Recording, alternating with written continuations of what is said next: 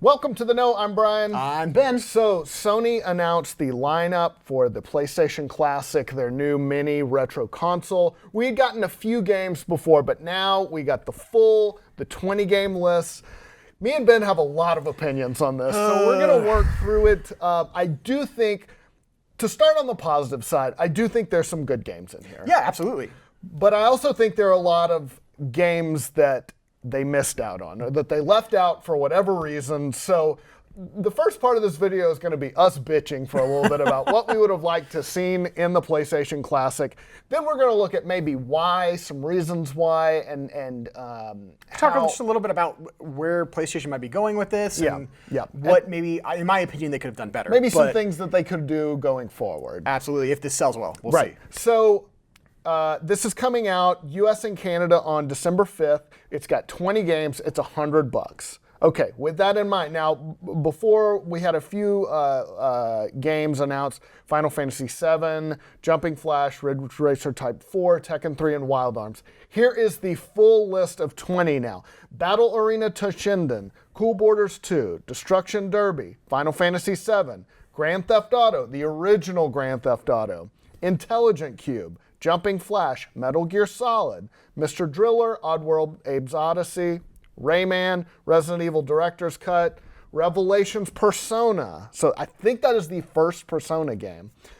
Ridge Racer Type 4, Super Puzzle Fighter 2 Turbo, Siphon Filter, Tekken 3, Tom Clancy's Rainbow Six, Twisted Metal, and Wild Arms.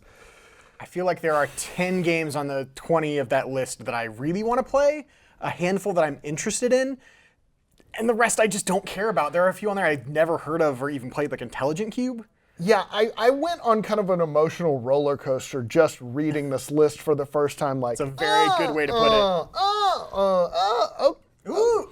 Yeah. So, not to be that guy, but I think they left out some very notable games for that era, because I think about these mini consoles, and the way I think of them is kind of being like a snapshot of what that console was back in the day.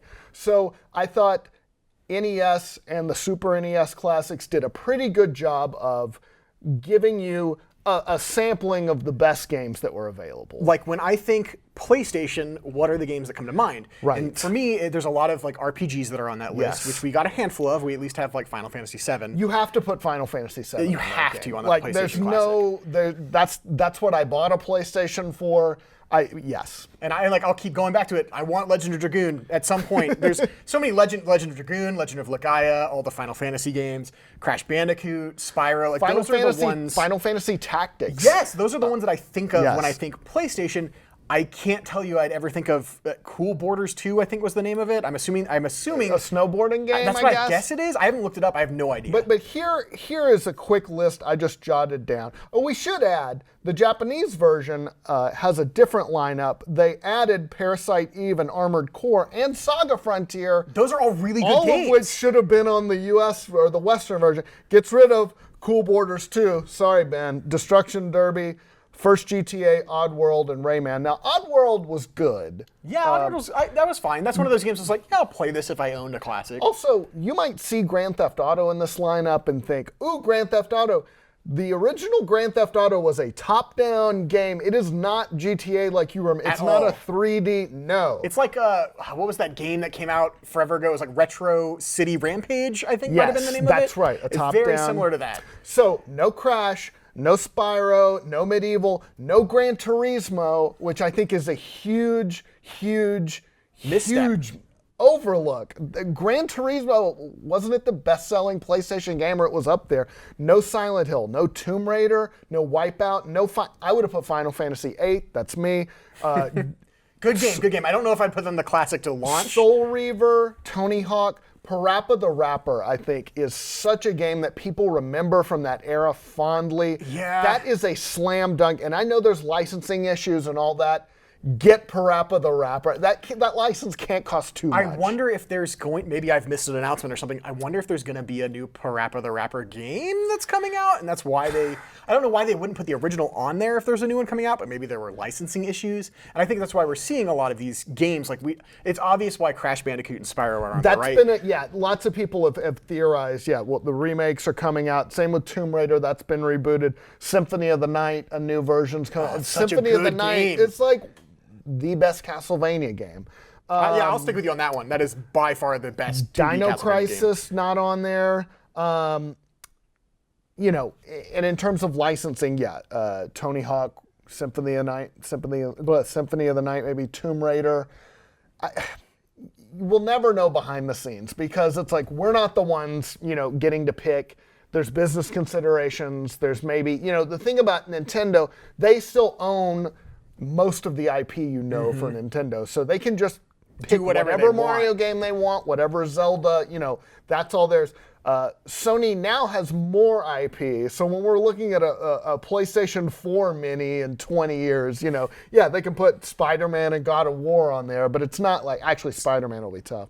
Yeah, but it's not as easy like with those older games. And like I almost wonder if there had been some kind of like categorization for this thing, or if they'd had like a PlayStation best of platformers for like a PlayStation Classic, and then like a PlayStation RPG edition, where I would have absolutely bought the hell out of that just for like the mini list of RPG games. Yes, because at the time, there are games like Chrono Cross. There's, it was an RPG machine. Like it just cranked out and good it was that Japanese RPGs. Yeah, it was that golden era of JRPGs, that late 90s when like so much stuff came out. Final Fantasy IX, wasn't that a PlayStation? I think maybe like, yes, categorizing it like this is a PS1 RPG machine. And here's 20 badass RPGs. I think that would have been a better call. Here's your platformers.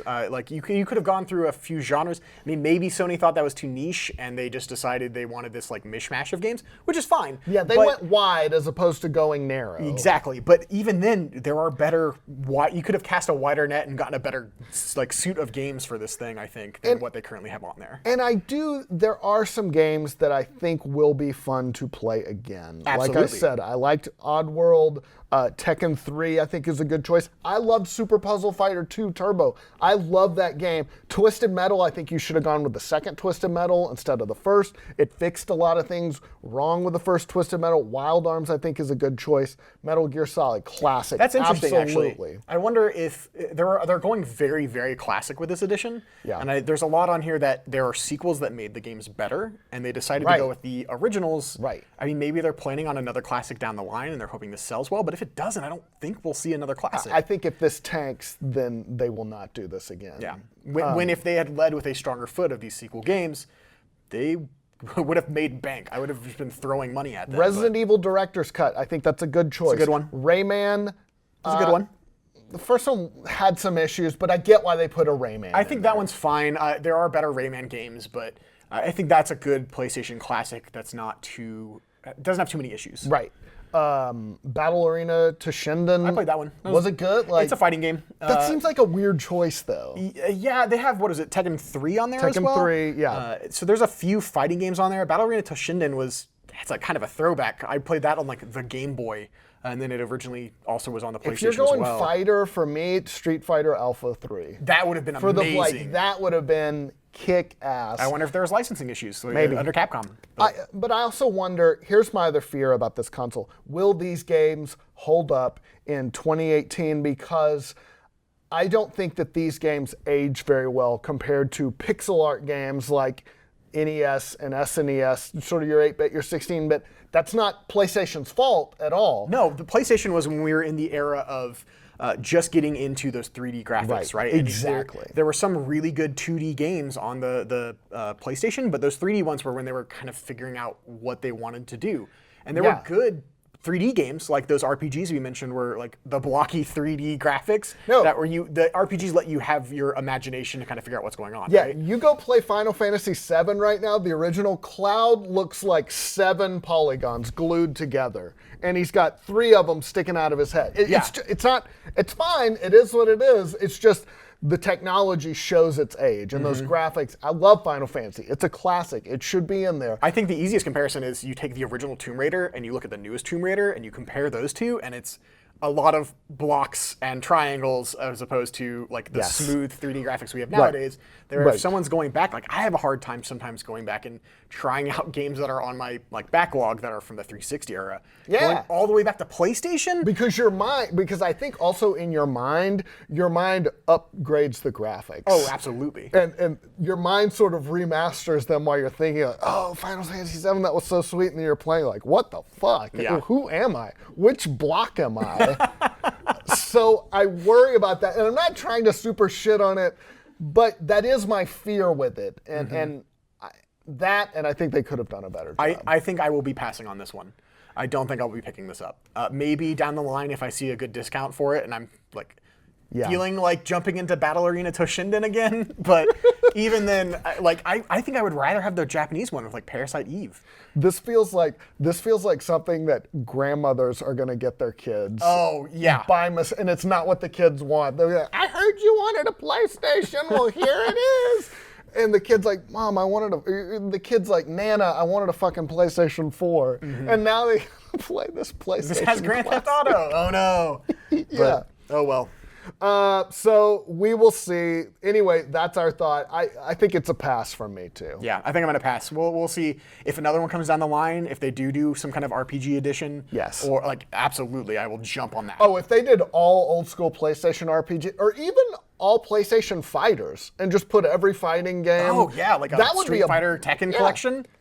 I think that will be awesome. Yeah. So anyway, that's our thoughts. What do you guys think of the lineup for the PlayStation Classic? Let us know down in the comments below. Keep it right here to the Know and the Know.tv. We'll see you later. Let's go play some cool borders. Aaron. What's that? Snowboard Kids 2? I keep thinking of Cool Runnings.